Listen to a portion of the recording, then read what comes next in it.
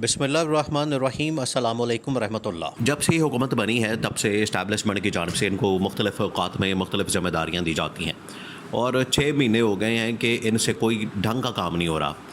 वो जजेस को मैनेज करने की बात हो, अदलिया को मैनेज करने की बात हो, बाकी तमाम की तमाम सूरत हाल बेहतर करने की बात हो, कोई भी काम इनसे ढंग से नहीं हो रहा। और जजेस को जब मैनेज करने की बात हुई तो आखिरकार फिर इस्टेब्लिशमेंट को ख़ुद जो है वो आईनी तरमीम का पूरा एक ड्राफ्ट तैयार करना पड़ा। अब ये कहने को तो कर रहे हैं बातें कि हम 26वीं के बाद 27वीं आईनी तरमीम ला रहे हैं।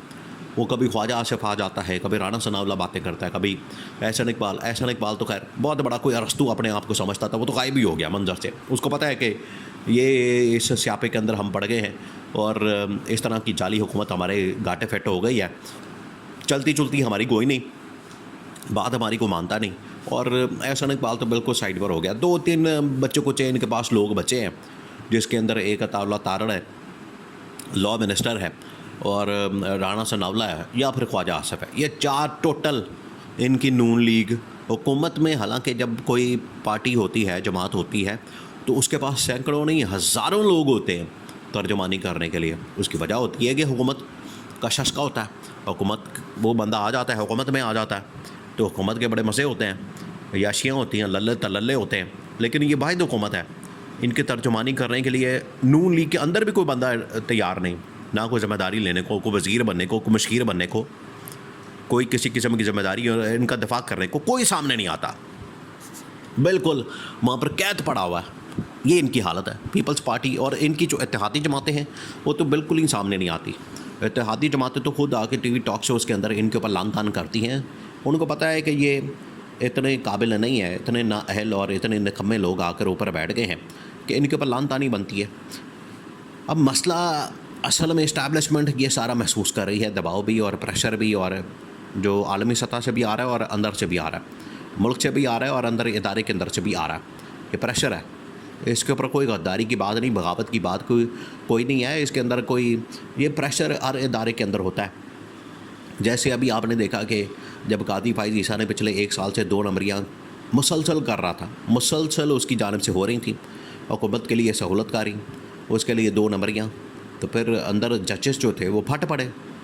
उन्होंने कहा कि ये कादी फाइज़ ईसा को क्या हो गया, इसका दिमाग फिर गया, इसको समझ नहीं आ रही, और कहता कुछ और है, करता कुछ और है, अंदर कुछ और है, बाहर कुछ और है, मुलाकातें कहीं और करता है, सेटिंग कहीं और करता है, बेंच अपनी मर्ज़ी से बना रहा है। तो अंदर से फिर जजेस जो है वो उसके ख़िलाफ़ हो गए। बाद में इसने शोर मचा दिया, बाद में हुकूमत के ज़रिए से फिर कभी ऑर्डिनेंस निकलवाना, मैनेज करवाना और अपनी मर्ज़ी से केसेस के फ़ैसले करना, ये इसने किया।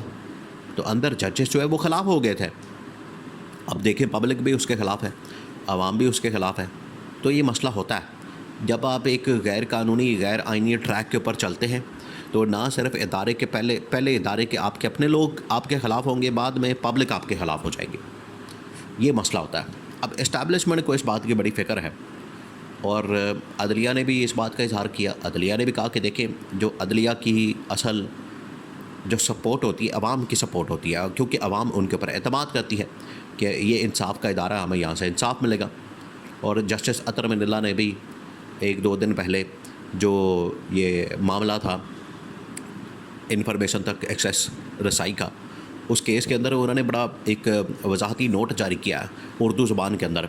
उसमें लिखा, उसके अंदर कहा है कि ये जो आइनी तरमीम करके और खिलवाड़ करके, आइन को बदल के, आइन का हुलिया बिगाड़ के, आइन के अंदर जो है अपनी मर्ज़ी की तरमीमें डाल के ये जो सब कुछ किया जा रहा है, आइन की बिल्कुल आपने शक्ल बदल दी है, आइन को आपने बिल्कुल उसकी बुनियादें हिलाती हैं, ये किसी सूरत भी काबिल कबूल नहीं। अतर मिनल्ला ने तो कम से कम अपना सोच है, बाकी तमाम जो जजेस हैं उनकी एक किस्म की नुमाइंदगी करते हुए बता दिया कि ये जो 26वीं आइनी तरमीम है, ये जिस तरीके से चैलेंज हुई है, इसी तरीके से उड़ जानी, ये टिकनी नहीं है, ये रहनी नहीं है, ये बरकरार ही नहीं रहनी। और इसके साथ जुड़ा हुआ है हुकूमत का वजूद, हुकूमत का सर्वाइवल। हुकूमत का जो सर्वाइवल इसके साथ जुड़ गया, हुकूमत अगर 26वीं आइनी तरमीम रहती है तो हुकूमत रहती है, 26वीं आइनी तरमीम उड़ गई तो हुकूमत उड़ गई। ये अब मसला बन गया इनके लिए। तो जब ये सारा इतना बड़ा चेंज आना है, इतनी बड़ी तब्दीली आनी है, इतना बड़ा अंदर एक बदलाव आना है, तो उसके लिए इस्टेब्लिशमेंट कह रही है कि ये तो नून लीग किसी खाते में नहीं आ रही, ना मैनेजमेंट करती है, ना पॉलिटिकल और इकोनॉमिक स्टेबिलिटी लाने में कामयाब हुई, ना महंगाई बेरोज़गारी ख़त्म करने में कामयाब हुई, ना आवाम की इसको सपोर्ट मिल सकी, हमायत मिल सकी, और कुछ भी नहीं किया इन लोगों ने। आलमी सतह के ऊपर भी बिल्कुल तन्हाई का शिकार हो, और आलमी सतह के ऊपर तो आप जो छितर फाड़े हैं, ये शहबाज शरीफ दौरा करके आया, उसके जो रिपोर्ट्स आई हैं, कतर का दौरा, सऊदी अरब का दौरा, उन्होंने इनको भट्टे पे रख के तो चितर मारे। ये हशर उन्होंने किया। कोई वहाँ पर लिफ्ट कराने वाले नहीं होता। आप इसी से अंदाज़ा कर लें कि वहाँ काउंसलर लेवल का आदमी पहुँचा होता है इनका इस्तकबाल करने के लिए। शहबाज शरीफ वहाँ जाता है, काउंसलर लेवल का बंदा भी नहीं आता अब इनके लिए, क्योंकि उनको पता है कि ये बेकारी बन के आके हैं, बस कोई $1 अरब मांग लिए, $2 अरब मांग लिए, बस ये टोटल इनकी औकात है। $1 अरब मांग लिए, $2 अरब मांग लो, बस इसके आगे इनको कोई बात करनी नहीं आती, इनको दिमाग चलता ही नहीं है, डॉलर से आगे ये बढ़ते ही नहीं है। तो ये इनका मसला बन गया।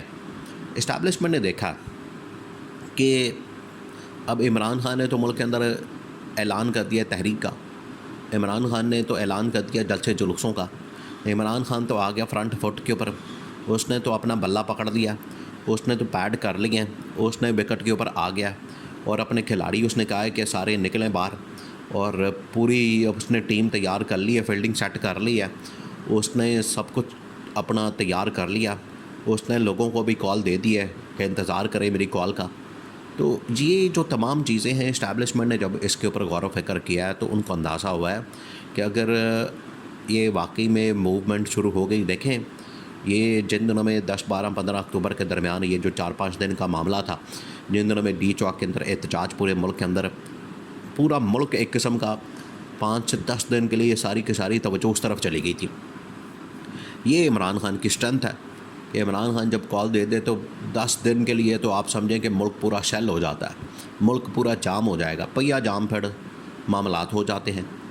तो ये अब जब हुकूमत को, इस्टेब्लिशमेंट को नज़र आ रहा है तो उनको पता है कि ये इमरान खान की कॉल कितनी ख़तरनाक और ख़ौफनाक है।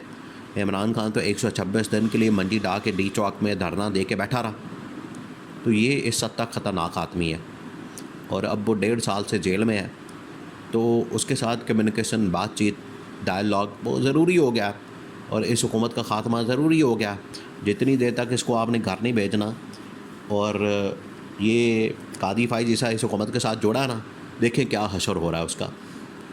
जो भी इसके साथ आएगा उसका यही हशर होना है।